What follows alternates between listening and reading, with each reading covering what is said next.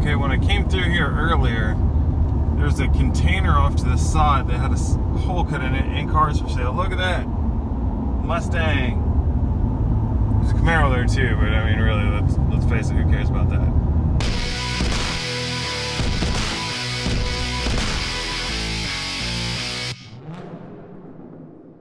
Okay, so we're starting to put together Gabby's RTR, and I have the job of putting on her new hood vents.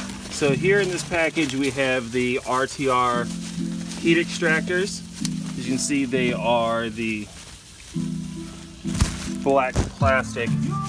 So definitely an upgrade. Okay, so we need to get these bolts here over onto the new RTR piece. So you pull this here off, which will give us access to the studs on the other side. There we go. So we got the studs here out from the stock piece, and they just slide into this same location on the RTR piece. So all I gotta do is pop all four of those bad boys in there, and you are good to go. 1, 2, 3, and Quattro. Man, look at my Spanish. The Spanish game is strong. Fix that up. Put the stock collector on the back. Snaps into place. She's good to go on the hood now. So you remove the 9 snaps that went across here. Unscrewed these little bumpers for your trunk. And then we pop this cover off here, which is right there. And then the mat came down. For your spoiler, you're going to take off these nuts here. Okay, yeah, you will have to. And then these ones here as well. And then... How do I do that? Got it. You got it? It's a bug. So I got Gabby's spoiler off of her car. It's attached with 2 bolts, one on either side, some clips right there, and then the rest of it is 3M adhesive. Oh, there, I guess there are a couple bolts there in the middle. So now all I gotta do is get the old adhesive off so that I can stick the new RTR spoiler on there, and we'll be good to go. Here's the area right here where the spoiler used to sit. So all I gotta do now is clean this area and get all this old 3M adhesive off so I can put the new spoiler on. Okay, so I got the spoiler off, I got it all cleaned up, all the goop off. Time to test fit the spoiler.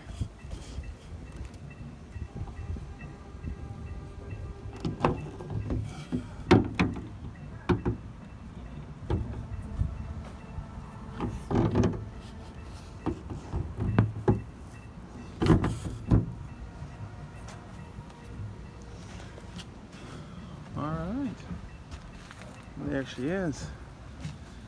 So now all I need to do is wipe it down with alcohol, then peel the backing off the tape, use the adhesive promoter, and stick this puppy on, bolt it in, and we're done. S550, you still have your 8 bolts up top and your one little 7/32 in the corner, which isn't a big deal. It isn't hidden like it was previously in my car, but one thing I really like is the fact that they changed how they did the bumper, so you don't have to worry about your clips busting. It's bolted in right there, similar to kind of how it was on my Drift S197. Makes it a little bit easier. You don't have to worry about breaking these clips.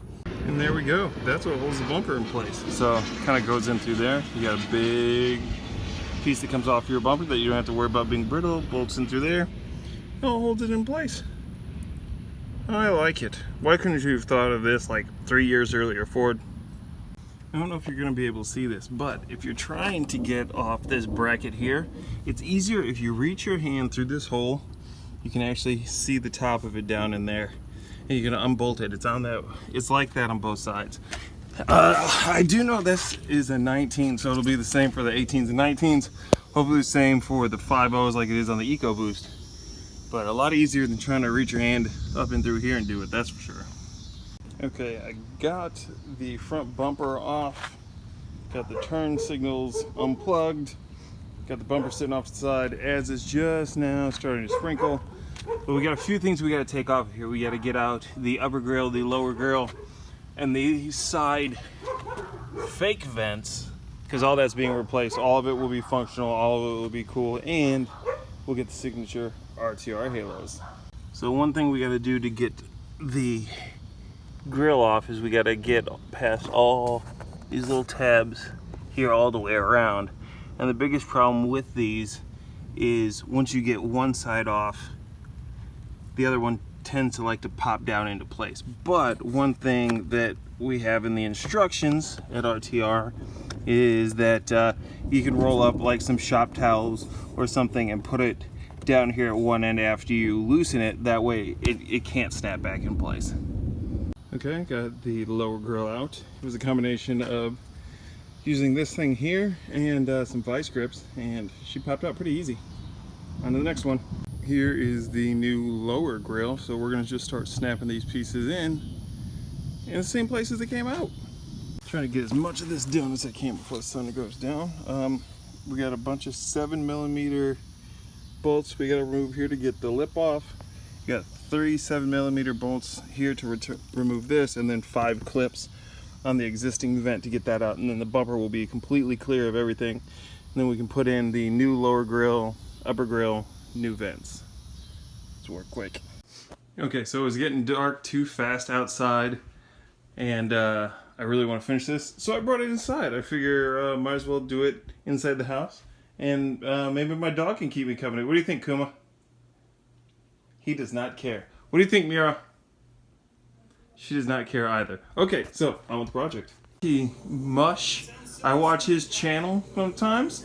I think it's a pretty good channel. I'm not a Mopar guy, but this guy right here, he kind of reminds me of the Puma, Pete the Puma from Bugs Bunny. How many coats do you think I'll get on the way to work?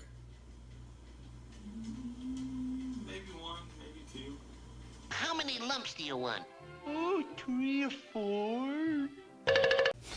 But in all seriousness, it's a good channel. If you don't watch his channel, go give it a view. See if you like it. Even if you're not into Mopars, he's got good content on here with what he does with his vehicles. Okay, so I got all 10 of the bolts off of here, and then on each side there was 3 of these. And then I should be able to now remove the front lip that came stuck on this car. Whoop, there you go. Watch out, Kuma. Alright, front lip is off. And now I have space to put the new one on, but I want to get the whole bumper here before I start putting it back together. So I got the stock vents out. I was wrong. They are functional. Not as functional as what they're going to be, though, and they're going to look pretty cool. This here is a pain in the butt because you got 2 here, and 1 fastener right there. Hold on. Focus. Let them see you. Trust me, folks. It's there. You can kind of see it. But you can only get these 2 here, which are a pain. And then to get this, you have to gently push in on the bumper while pulling up to pop it loose, and then kind of twist it as you take it off. You will curse this thing out the first time you try it, but once you get one of them down, and as long as you follow the instructions, you get the first one out. The second one is a lot easier, because that one there took me like 15-20 minutes. That one there took me like 6 minutes. Now that I've completely gutted this bumper, pretty much everything that you can unbolt from it, we're going to start putting it back together. We're going to start off with these new turn vane vents. These things here are going to snap in similar to how the other ones did, but then we have these mounting points here in which we're going to be able to put the turn vents in, screw them in from the backside, and then also help secure them up against the light. Once we get that back in with the 3M adhesive, we're going to then do, let's go ahead and do the chin spoiler, which is over there. Then we'll do the lower grill and then upper grill.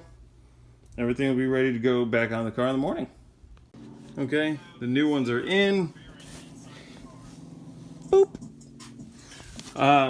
Had to push this in a little bit, twist it up onto this side first, making sure that this corner here ran down the channel, and then this one here was easy to just kind of curve up there into place, and everything snapped in place. So now I believe I need to put in the marker lights, bolt those into place, clean them, make sure that I can use a 3M tape on there, adhesive promoter, bolt them in from the back, and we'll be good to go with that, and that one's done. Okay, with the kit we have our screws, our adhesive promoter, and our alcohol wipes. I can't stress how important it is to properly clean this stuff and use that adhesive promoter if you want this stuff to stick. If you clean it properly, this stuff will not move. But if you don't, or you half-ass it, things are starting to separate. I've seen it happen, but I've also seen 1,000 times where people will clean it properly and you can run this thing as hard as you want and you're never going to have an issue. I wasn't practicing what I preach and I got a little bit ahead of myself. These here go in after you secure those in place. So I got to put these in, bolt them up, and then I can drop that in and press it up against the 3M tape. Alright, got those all bolted up and nice in place. This one here has to go in at a little bit of an angle, but it straightens itself out. But let's go ahead and get the corner light on there, and then we can flip around and see how it looks. Or maybe we'll wait till the end. Nah, we'll do it now. Just make sure I did it right, which I know that I did. Okay, so here's the new RTR front chin spoiler. We're going to be putting that on next. Right, Mira? Yeah, girl. Alright, so I need to take all these little speed clips here and then transfer them over onto the RTR lip. And then we can bolt this thing on. Not bad, huh, Kuma? I feel like this entire video is going to be very dog heavy.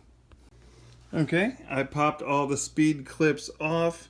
I just used a flat screwdriver and carefully pried up underneath them, not to bend them. They all clipped right back the way they need to. So time to put in our 10 bolts, our 3 and 3 clips, and then this will be good to go. Then lower grill, upper grill, little rubber bracing that goes in there, and then she'll be ready to go tomorrow. So I have the lip on there now, bolted in place, except for this one bolt that apparently has fallen somewhere around here, but I will find and it will make it onto here. So now let's put the lower grill on. Alright, just check to make sure that I got all the snaps here in place correctly. Sorry if this is moving too fast. I know sometimes it makes me a little nauseous when I watch this back when I'm editing, but everything looks like it's in place, so we're good to move on to the upper grill now. Okay, here's Gabby's RTR Grill. We're going to pop this in into the same place the stock one went. Do the same thing we did with the lower grill. Put it on them tabs, push it into place till it locks. The bumper vanes in the lower grill, the upper grill, I have some leftover adhesive promoter, so I put that on the back of this housing. That's where I put the power box for all this. Stays in place, out of the way. This thing here goes in here, we'll snap in place. Ooh, and she done. Ready to go back on the car in the morning. Alright, there we go. A completed RTR front bumper.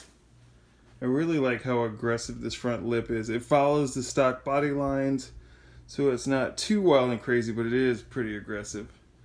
Map that up with the lights. Turn it, man. We're definitely going to have to spec 5 my car because Gabby's car is looking a little too sick. And when you mat it up with this green, oof.